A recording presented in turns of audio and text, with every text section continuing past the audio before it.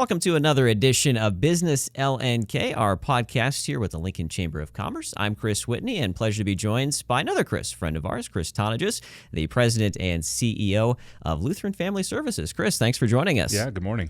Well, it's been a big year, certainly, for Lutheran Family Services, 130 years. You wrapped up your celebrations in August, but kind of talk briefly about how the mission with Lutheran Family Services has evolved over those 130 years. Yeah, so if you think of 130 years ago, just the environment that we were in as a state, we were fairly new as a state, still adjusting to life on the prairie, and now we're in an urban setting with lots of people in need. So 130 years ago, we started as two orphanages, one in Fremont and one in Omaha. And today, we're a health and human services agency serving over 25,000 people a year all across the state of Nebraska and western Iowa. So lots of change from our humble beginnings, but lots of impact on the community overall. Certainly, and we'll talk a little bit more about that specific impact and certainly with the business community, how they've been involved with your organization over the years. But as they say, as you look forward to the next 130 years, some big changes afoot. Tell us about that. Yeah, so we took the opportunity on our 130th anniversary to change our logo. Mm-hmm. We knew it was due for a refresh. We think it more closely represents not only the new way in which we do service delivery, but also more closely represents the people that we serve all across the state. The logo, if you look at it, looks kind of like a woven basket, and people see different things in it as they look at it, but really an opportunity for us to kind of rethink and kind of refresh, in essence,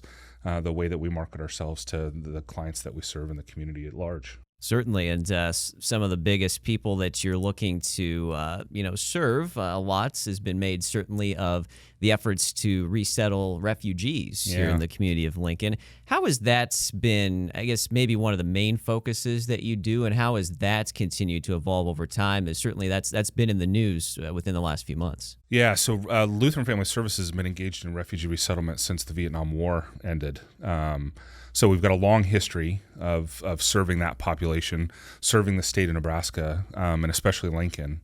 And so if you think of over the years, the number of conflicts that have happened since Vietnam to today, and most recently the Ukrainian-Russian conflict, as well as the Afghan humanitarian crisis, we've stood at the ready to serve those populations as they look to resettle and restart a life here in the United States. So we've been an active participant for over 40 years. Last year, we resettled just over 1,200 across the state. Wow. So a big portion of our portfolio is serving not only refugees that we resettle, but then other refugees that end up navigating their way to Nebraska, whether that be through recruitment for a job or reconnecting with family or friends. We provide ongoing services for them along the way too. It's almost what we call a perfect lead-in, I think, in this neck of the woods. But so you mentioned some of the ways to get refugees resettled and certainly working with businesses, the community at large, definitely in that aspect. Specifically here in Lincoln, I mean, you hosted us for a Hive event back in the middle part of 2022 in the summer, got a chance to meet with others in the business community. But how specifically do you work with businesses here in Lincoln to carry out your services? Yeah, so if you can imagine, refugees, they have some unique challenges when they arrive in the United States and in our community. So not only is it language learning, so English is a second or third or sometimes even fourth language, getting assimilated and acclimated to the way that we handle schools, the way that we have public transportation, all of those kind of both minor but also major things when it comes to feeling comfortable in your new home.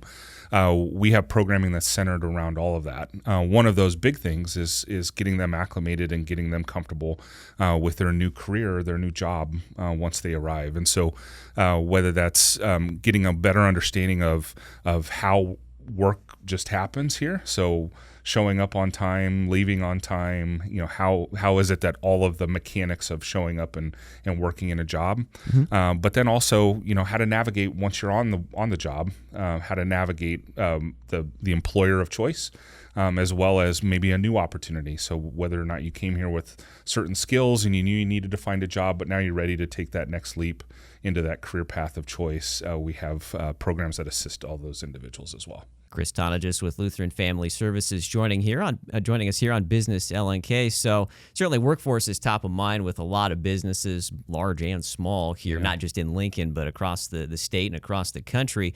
How do those additional pressures maybe that you're looking at from a workforce perspective, does that place on what you do as an organization? Yeah, so I think the biggest thing is in somewhat of a shift over the last couple years is we have 3 or 4 jobs available for every individual that we resettle that's of working age. And so it creates choice, it creates option, it creates opportunity for those individuals, and it creates opportunity for us to partner with the business community on identifying where and how we can even increase the number of refugees that are resettled. So while it's a federal program, the partnerships that we have with our not only corporate partners but community partners has an impact on the numbers that we can serve. So we think that there's an opportunity overall with increased partnership to bring additional refugees to the community and the state overall, whether through primary refugee resettlement or secondary migration, which is recruiting individuals with refugee status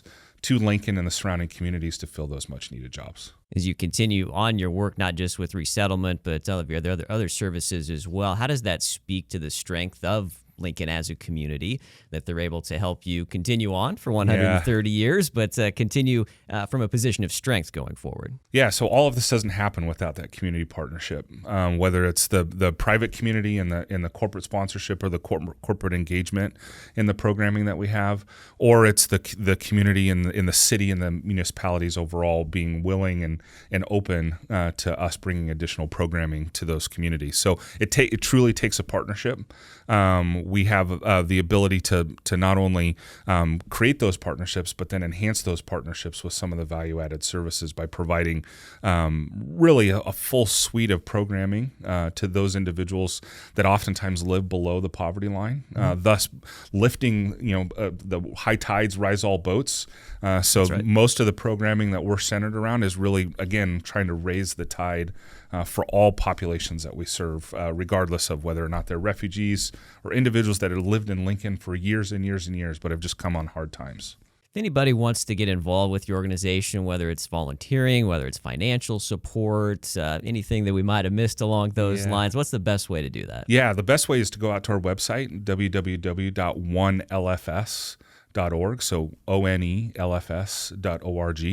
Out there we've got, we just did through the rebrand, a little bit of a refresh of the website, so not everything may be out there, but we do have a volunteer form, which we have a lot of different volunteer opportunities, whether that's in being fully engaged with our refugee resettlement population and program, or whether it's through other programming that we have all across the city. And then we've also got an opportunity for those individuals that want to get engaged at a corporate level. We have a preferred partner corporate sponsor program that really identifies those corporate partners that really want to target and recruit refugees.